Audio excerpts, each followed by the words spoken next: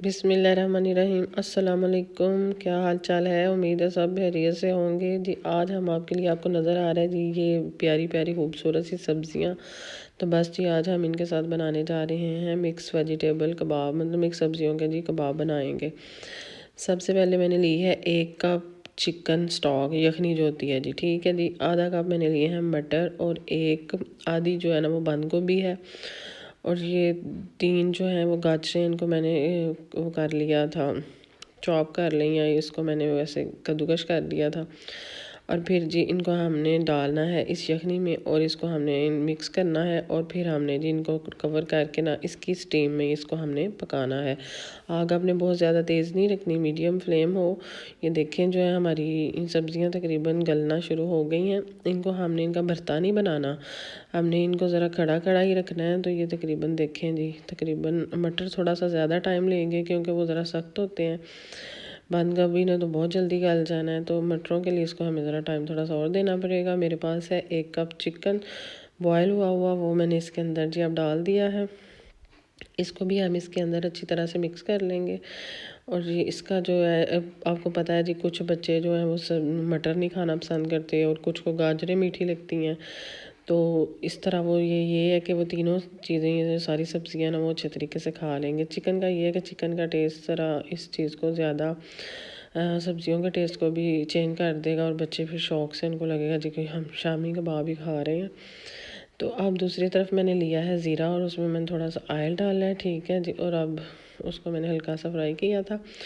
2-3 मैंने लहसुन के जवे लिए हैं और उनको मैंने ब्राउन नहीं करना है, बस उनको ना कलर चेंज करना है। तो मैंने उनको कर लिया है, ये देख रहे हैं आप।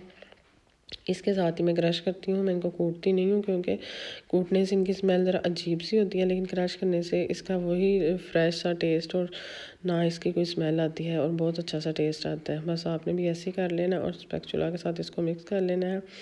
और 2-3 मैंने हरी मिर्च ली हैं, उनको भी मैंने ऐसे क्रश कर लिया था और वो जी मैंने इसके अंदर डाल दी हैं।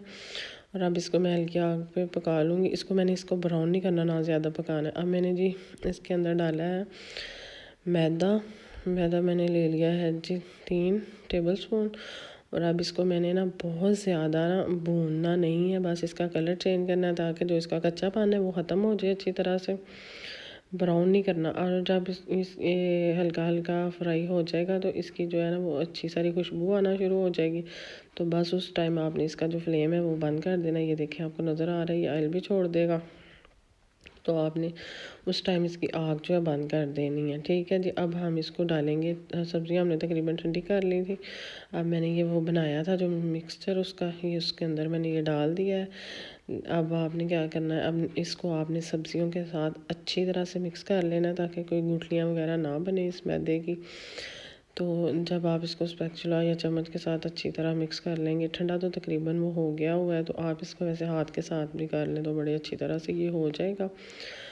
तो ये जी हमने इसको कर लिया है मिक्स। अब हम इसके बनाएंगे, थोड़ा सा ठंडा और हो जाए तो आप अपनी पसंद के साइज़ के इसके बनाएंगे कबाब। आप देख रहे हैं इसका कितना ज़बरदस्त कलर है और इसका वाकई बहुत मज़े का डिफरेंट सा टेस्ट भी आएगा। इसमें अब मैंने शामिल किया है नमक, क्योंकि नमक थोड़ा मुझे कम लग रहा था। आपने भी इसमें डालना है। और इसमें हम एक और चीज़ डालेंगे, काली मिर्च पिसी हुई, ठीक है। क्योंकि इसका हमने स्पाइसेस तो कोई डाले नहीं थे पहले, सिर्फ सब्जियों में थोड़ा सा नमक डाला था ताकि वो जल्दी सॉफ्ट हो जाए और गल जाए। और ये जी मैंने इसके अंदर डाला है चाट मसाला, आप भी इसके अंदर ज़रूर डालिएगा, उसका अच्छी सारी खुशबू और फ्लेवर होता है, ठीक है जी। अब मैंने इसके अंदर थोड़ा सा ज़ीरा डाल दिया है और थोड़ी सी मैं इसके अंदर बस ज़ीरा डालूँगी और मैंने इसके अंदर कुछ नहीं डालना। अब मैंने जिसके कबाब बना लेने हैं वो आपने अपने हिसाब से उसका साइज़ रखना है, बड़े बनाने हैं बड़े बना लें, छोटे बनाने हैं छोटे। लेकिन आपने इस मिक्सचर को कचूमर नहीं इसका बनाना, ये मैश नहीं कर देना, बस ऐसे ही रहे ये सब्जियां जैसे आपको नज़र आ रही हैं, ठीक है जी। अब इसको हमने प्लेट में सारे कबाब बना के रख लेने हैं और फिर हमने साथ फ्राई पैन में ऑयल लेना है। इसको हमने डीप फ्राई नहीं करना, हम इसको शैलो फ्राई करेंगे। और आपने अंडा लेना है, अंडे को फेंट लेना, उसके अंदर डिप करके ये देखें जी मैं कबाब डाल रही हूँ। अगर आपके पास ब्रेड क्रम्स वगैरह हैं तो आप उनको भी लगा सकते हैं, ये है कि उसके साथ और टेस्ट में जी फ़र्क आ जाता है। लेकिन मैं इस रेसिपी को सादा ही रखना चाहती हूँ ताकि जो चीज़ें आपके पास घर में मौजूद हैं आप उनके साथ आराम से इसको बना सकें। और ये ना हो जी अब हमारे पास ये नहीं है तो ये रेसिपी हमारे से बनेगी कैसे। तो प्लीज़ आप देखें जी, अब ये बन रहे हैं, अब इसकी साइड हम साथ साथ चेंज करेंगे और आपने इनको मीडियम फ्लेम पे पकाना है। तकरीबन सब्जियां तो आपको पता पहले ही गली हुई हैं, बस हमने इसको कलर ही अच्छा सारा लाना है। तो अब मैंने तो बड़ा फ्राई पैन था, ज़्यादा डाल लिए हैं और साथ अब मैं इनकी साइड्स भी चेंज करूँगी। ठीक है जी, अब इनको बहुत ज़्यादा ब्राउन ना करिएगा, लाइट ब्राउन कलर ही अच्छा लगता है। और ज़्यादा ब्राउन होंगे तो सब्जियां थोड़ा बहुत जलना शुरू हो जाएंगी, क्योंकि हमने कौन सा इसमें आलू तो हमने डाले नहीं और ना हमने इनको बहुत ज़्यादा मैश कुचा मुचा किया हुआ, बिल्कुल अच्छे से वैसे ही हैं सब्जियां, फ्रेश फ्रेश सी जैसे होती हैं। ठीक है जी, मैंने तो फ्राई पैन सारा भर लिया है। आपने इनको बनाना है, बच्चों को खिलाना है, आप इनको फ्रीज़ भी करके रख सकते हैं। ये तकरीबन 2-3 हफ्ते तक आराम से फ्रीज़ हो जाते हैं, इनका टेस्ट वगैरह बिल्कुल चेंज नहीं होता।